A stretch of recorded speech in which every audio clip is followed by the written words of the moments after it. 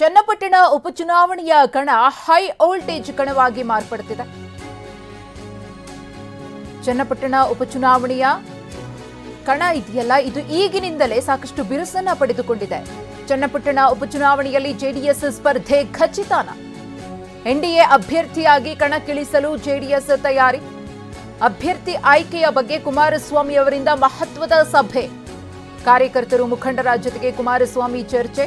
ಬೆಂಗಳೂರಿನ ಜೆಪಿ ನಗರದ ನಿವಾಸದಲ್ಲಿ ಎಚ್ಡಿಕೆ ಚನ್ನಪಟ್ಟಣ ಅಭ್ಯರ್ಥಿ ಯಾರಾಗಬೇಕು ಅನ್ನೋದರ ಕುರಿತು ಚರ್ಚೆಯನ್ನ ಮಾಡ್ತಾರೆ. ಡಿಕೆ ಬ್ರದರ್ಸ್ ಅನ್ನ ಹಣಿಯೋದಕ್ಕೆ ಕುಮಾರಸ್ವಾಮಿ ಅವರಿಂದ ರಣತಂತ್ರ. ಜೆಡಿಎಸ್ ಚಿಹ್ನೆಯಿಂದ ಅಭ್ಯರ್ಥಿ ಸ್ಪರ್ಧಿಸಿದ್ರೆ ಗೆಲ್ಲಬಹುದು ಅನ್ನೋ ಲೆಕ್ಕಾಚಾರಗಳು ಕೂಡ ನಡೀತಾ ಇದೆ. ಎಚ್ಡಿಕೆಗೆ ಮನವಿಯನ್ನ ಚನ್ನಪಟ್ಟಣ ಕಾರ್ಯಕರ್ತರು ಕೂಡ ಮಾಡಿಕೊಂಡಿದ್ದಾರೆ.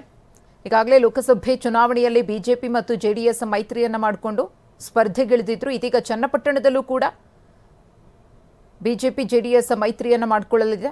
ಹಾಗಾಗಿ ಅಭ್ಯರ್ಥಿ ಯಾರಾಗ್ತಾರೆ ಅನ್ನೋ ಪ್ರಶ್ನೆ ತೀವ್ರ ಕುತೂಹಲವನ್ನ ಹುಟ್ಟಿಸಿದೆ. ಈ ನಡುವೆ ಜೆಡಿಎಸ್ ಅಭ್ಯರ್ಥಿಯನ್ನ ಕಣಕ್ಕಿಳಿಸಿದ್ರೆ ಲಾಭ ಹೆಚ್ಚು ಅನ್ನೋ ಲೆಕ್ಕಾಚಾರ ಕೂಡ ಶುರುವಾಗಿದೆ. ಚನ್ನಪಟ್ಟಣ ಟಿಕೆಟ್ ಆಕಾಂಕ್ಷಿಯಾಗಿದ್ದಾರೆ ಸಿಪಿ ಯೋಗೇಶ್ವರ್. ಬಿಜೆಪಿ ಜೆಡಿಎಸ್ ಕಾರ್ಯಕರ್ತರಿಗೆ ಎಚ್ಡಿಕೆ ಗೆಲುವಿನ ಪಾಠವನ್ನ ಮಾಡಿದ್ದಾರೆ. ಅಭ್ಯರ್ಥಿ ಯಾರೇ ಇದ್ರೂ ಕೂಡ ಅವರು ಬಿಜೆಪಿನೇ ಇರಲಿ ಅಥವಾ ಜೆಡಿಎಸ್ ಕಡೆಯಿಂದ ಇರಲಿ, ಒಟ್ಟಿಗೆ ಕೆಲಸವನ್ನ ಮಾಡಬೇಕು ಅನ್ನೋ ಮಾತನ್ನ ಆಡಿದ್ದಾರೆ. ಸಿಪಿ ಯೋಗೇಶ್ವರ್ ಅಥವಾ ಬೇರೆ ಯಾರೇ ಸ್ಪರ್ಧೆ ಮಾಡಿದ್ರೂ ಕೂಡ ಅವರನ್ನ ಗೆಲ್ಲಿಸಿಕೊಂಡು ಬರುವಂತಹ ಜವಾಬ್ದಾರಿ ನಮ್ಮದಾಗಿರಬೇಕು ಅಂತ ಹೇಳಿ ಕಾರ್ಯಕರ್ತರಿಗೆ ಪಾಠವನ್ನ ಮಾಡಿದ್ದಾರೆ. ಬಿಜೆಪಿ ಜೆಡಿಎಸ್ ಒಟ್ಟಿಗೆ ಕೆಲಸ ಮಾಡಲು ಎಚ್ಡಿಕೆ ಅವರು ಸೂಚನೆಯನ್ನ ಕೊಟ್ಟಿದ್ದಾರೆ. ಬೆಂಗಳೂರಿನ ಜೆಪಿ ನಗರ ನಿವಾಸದಲ್ಲಿ ನಡೆದಂತಹ ಮೀಟಿಂಗ್, ಕೇಂದ್ರ ಸಚಿವ ಎಚ್ಡಿ ಕುಮಾರಸ್ವಾಮಿ ಅವರ ನೇತೃತ್ವದಲ್ಲಿ ನಡೆದಂತಹ ಸಭೆ ಇದು. ಮೈತ್ರಿ ಅಭ್ಯರ್ಥಿ ಆಯ್ಕೆ, ಪಕ್ಷ ಸಂಘಟನೆಯ ಕುರಿತು ಚರ್ಚೆಯನ್ನು ಮಾಡಿದ್ದಾರೆ. ಸಿಪಿವೈ ಭೇಟಿಯಾಗಿ ಚರ್ಚೆ ನಡೆಸುವಂತೆ ಎಚ್ಡಿಕೆ ಸೂಚನೆಯನ್ನ ಕೊಟ್ಟಿದ್ದಾರೆ. ಒಮ್ಮತದ ಅಭ್ಯರ್ಥಿ ಆಯ್ಕೆ ಮಾಡೋಣ ಅಂತ ಹೇಳಿ ಮಾತುಕತೆಯನ್ನ ನಡೆಸಿದ್ದಾರೆ.